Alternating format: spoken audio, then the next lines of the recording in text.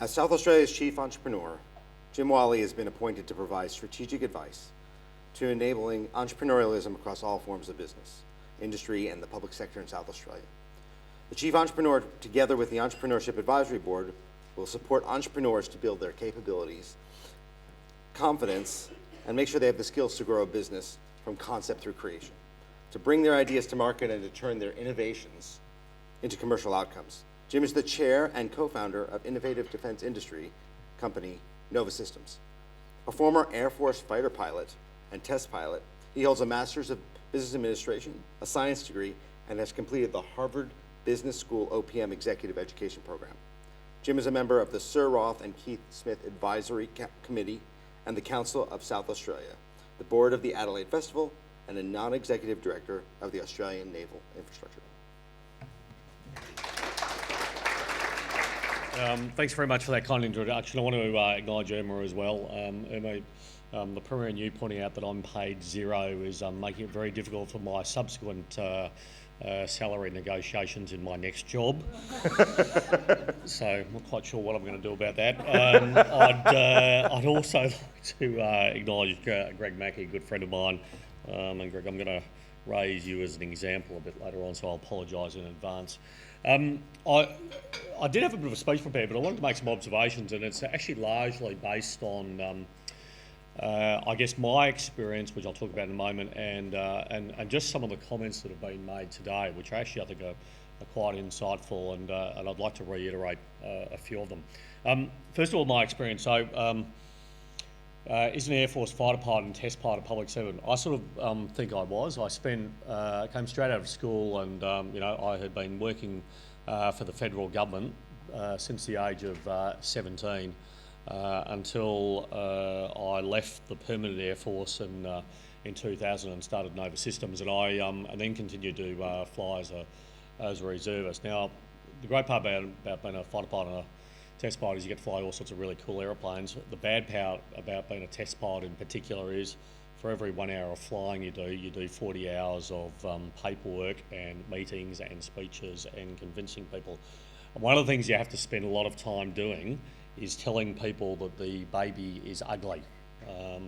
And sometimes that is really, really challenging. It's really challenging when you're in the public service to go to someone and say, we've got this concept, we've got this idea, we've done that, and for someone to then turn around to either a senior manager or a senior leader or a politician, particularly if it's one of their initiatives, that it's not working and we need to change things. And I want to go through a few of the concepts that were raised today, and those are things around systems engineering and systems thinking and design thinking. The term test and trial, or trial and test, was used, really important. My role as a test pilot is exactly that. We use the term in the military, test and evaluation, or verification and validation, and that is all very much part of a systems engineering process. And right at the start of that systems engineering process, that design thinking process, that systems thinking is to do exactly what was discussed before, and that is to define the problem space. And defining the problem space not only requires you to know what the actual problem is, but the environment and the interfaces around that problem.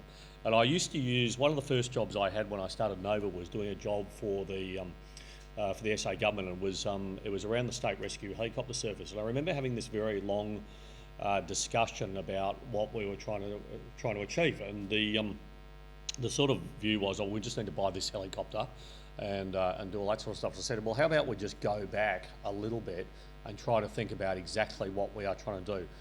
You've said you need a helicopter, but what is the problem you're trying to achieve? Now, I won't go through the whole process, but police had a set of requirements. They wanted to be able to fly over the suburbs at night and look at houses and see if they had particular infrared signatures, which might indicate some sort of activity. They wanted to be able to, do surveillance. They wanted to be able to do, chase cars, do all that sort of stuff. Health wanted to move patients. There was a search and rescue function. I'll just take the search and rescue function as an example. So, what's the problem space? You want to go and rescue someone that has been injured. All right, where do you want to rescue them? You want to be able to rescue them on a day that's 0 degrees Celsius, potentially 45 degrees Celsius. You need to operate in an environment that might be up to 3,000 feet above sea level. It might be a urban environment. It's more likely to be on cliff faces with trees, all those sorts of things. So, and I said to the people we were talking to, let's just go through and define all those, define those environments and define that problem. The problem was rescuing someone, and then the limitations. Were they going to be a small child? Were they going to be someone that weighed 150 kilograms? Were they going to be someone that had a group of people? And what I was trying to establish when we first did that was, don't come up with the solution first. And in fact, it's really, really important, particularly in government and particularly with complex problems, to actually try to be solution agnostic. And I had a workshop and I said, let's just forget about helicopters, because I know we all want a helicopter, and probably there's a fair chance that a helicopter will be part of the solution. But if I said to you, helicopters do not exist, what are you going to use? And what was really, really enlightening and actually quite powerful was the concepts and thoughts people came up with. And they ranged everything from, bulldozers fitted with chainsaws to get through the Mount Lofty ranges to rescue someone, to larger trucks, to teams of mountain walkers equipped with various equipment. And it was a really, really interesting thing, a really exercise. So one of the things I would say to all of you, when you are defining or when you are looking at these problems, please look at the environments. And when you have the first thing that comes into your mind in terms of the solution, can I suggest to you, spend some time, discard it. Just take it out. If everyone is coming up with this is the solution, put that aside for a couple of hours and say, right, if we did not have that solution or access to that solution, what would we do? So that's a really, really important part about identifying the space. The other part that's really, really important is when you have got a solution and you've gone through that whole process, we discussed it before, is don't be wedded to that solution. At various stages throughout that process and that journey, make sure you are continuing to test and evaluate. And when we talk in the military about the test and evaluation life cycle, we talk about test and evaluation as developmental test and evaluation. We talk about it as acceptance test and evaluation. We talk about it as an operational test and evaluation. And test and evaluation starts right at the beginning of the problem, where you are continually asking the question, is this going to work? We know what our mission is, we know what the problem we're trying to solve is, but is this going to work? And going through that whole iterative process, and right at the end of the whole problem, go through and look at the problem. And I was really pleased to see the 5 steps that Craig talked about. I do believe there's an addition to that, and that is the measurement and review that turns that into a loop. So at the end of the whole process, right, what did we start out? What were we trying to achieve? Have we achieved it? If we haven't, where are the gaps? How do we reiterate and address those? And I think the other really important point that was made was that the problem changes. As you pointed out, we've now got mobile phones, we've got road tolls down. This has added a new dimension. So we need to keep that iterative process going and keep thinking about things. And I think one of the things that I have noted, and I'm just wary of time, one of the things I have noted in my time in Australia and overseas, and as a member of the Defence Force and working with public servants at the federal government level, both in the UK, in the US, in France and in Australia, is there is no question in my mind that the quality and standard of people we have in Australia, in South Australia, in the public service is exceptional. I really mean that.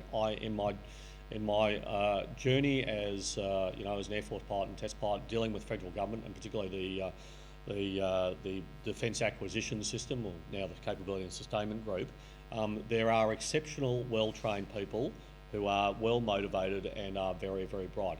In my experience, specifically dealing with the South Australian Public Service, I have been equally impressed. The team I deal with in Department of Innovation and Skills, and there are a few people around here who are a part of that, and the Office of the South Australian Chief Entrepreneur, are exceptional individuals. And the more of them I meet, what really impresses me is the breadth of their experience, the breadth of their knowledge, and the breadth of their skills. And this goes back to some of the things that, or one of the points that Irma was making before, and others have made about leadership. And I think this is one of the fundamental challenges for us in the public service. We need to give our people the rein and the breadth to actually go and solve the problems. And the concept of and in fact in the military we're talking about bounds, but the concept of a left and right of arc. So here is your problem space, here's the environment, here are the things that I want you to think about, but this is the boundary over here, and this is the boundary over here. Operate freely within those bounds and solve a problem. And it is absolutely critical at the leadership level of the public service that we do that, but it's also critical that as leaders in the public service, we go to our political masters, and I have a couple now. The advantage of not being paid much is that they can't reduce my pay. The other advantage is I've got a slight combination, and Irma and others who know me know I've got a slight combination of Tourette's and Asperger's, which means I tend to say things, and if people annoy me or I don't think they're doing the right thing, that just comes out. But we've got to go to our political masters and say to them, and not in a public forum, but behind closed doors, and say, we need your support. If you want us to be innovative, if you want us to solve problems, if you want to do things, you must give me free rein and you must give me your support. So if we come up with 10 initiatives and 8 of them deliver real value and 2 of them are total screw-ups, don't focus on the 2 screw-ups. Accept that is part of a process. Accept that is part of a risk-taking process. And in my role as Chief Entrepreneur, people say to me, we need to encourage failure. I don't believe we need to encourage failure. I think we need to encourage having a go and risk-taking, and I will use the term informed risk-taking. And I'm going to bring back, or come back to Greg's relation to this. 100 years ago this year, we had what would now be referred to as a hackathon. And Billy Hughes, who was Prime Minister at the time, basically said, right, I've got a grand challenge for you, and here's £10,000. I want to see people flying from England to Australia. And guess what? There were 6 crews embarked on that grand challenge. 4 of them were South Australian, or essentially South Australian. And the team that won that grand challenge was led by a man named Sir Ross Smith. And 100 years ago, literally last week, I've got to get the dates right, they embarked from London to Australia, and they arrived here within 30 days and basically established what was the first air route, for which Qantas and many other airlines around the world should be very grateful. And they also put South Australia on the map. Greg and I have been working together, and in fact Greg has been leading the effort in his position at the History Trust to celebrate that epic flight and what it represents. And what it represents to me actually is the level of innovation and entrepreneurialism in South Australia that exists. And there is a long history of it. We are the city of churches not because we have lots of churches. We are the city of churches because we were socially progressive and tolerant. And we had mosque next to synagogue, next to Catholic church, next to Protestant church. We have been progressive and entrepreneurial not only in business, on which the state was founded, but also in politics and social issues, whether it has been the ability of women to vote or the ability of women to enter politics. And I believe we also have a strong history of innovation in the sciences. There have been 15 Nobel laureates basically presented to Australians. 5 of those have gone to South Australians. We've got 34% of those Nobel laureates have gone to 8% of the population. There is a strong history of innovation in this state and in this country, but in this state particularly. One of the things that the Premier said to me when he asked me to take on this role of entrepreneurship was that he wanted to see the benefits of all that innovation flying back to Australia and back to South Australia in particular. And we have got a really, really bad history of implementing and commercialising many of those ideas. And in very simple terms, innovation plus commercialisation equals entrepreneurship, and that was part of my job. I don't want to talk for too much longer. We do have a history in Australia, and particularly I will say at the federal government level, of being fast followers. And in fact, fast followers is probably being kind sometimes. We need to change that mindset. There is no reason why we as public servants cannot take a lead and specialise in certain areas and technologies. And we have great opportunities in South Australia. And you look at things like energy policy, for example, we are the petri dish for energy management in the world. You know, we have the highest amount of solar in residential. We have the largest storage. We have more wind. We have so much opportunity to lead the world in energy policy, and we need to grasp that opportunity and do so and take our place as a world leader. I also want to just finish off by talking about the concept of collaboration and co-opetition. We are very siloed in many things, and we do not have an excuse in this state to be so. There is literally, I'm not actually originally from South Australia, I'm Victorian originally, but I've been here for 26 years. We live in what I think is the best small city in the world. We're consistently in the Economist 10 most livable cities in the world. We are big enough that we can get stuff done, but we are small enough that we have high levels of connectivity. We have no excuse for silos, no excuse whatsoever, and we need to have multidisciplinary teams. We need to work across sectors, departments, and we need to use that as a competitive advantage for our state. And I would ask all of you to use the relationships you have, to build the relationships you have, not only within your department, in your own departments, but in the departments where you have friends and other areas of the public service, of the community and of business, and help make this state the entrepreneurial capital of Australia and an entrepreneurial capital for the world. Thank you.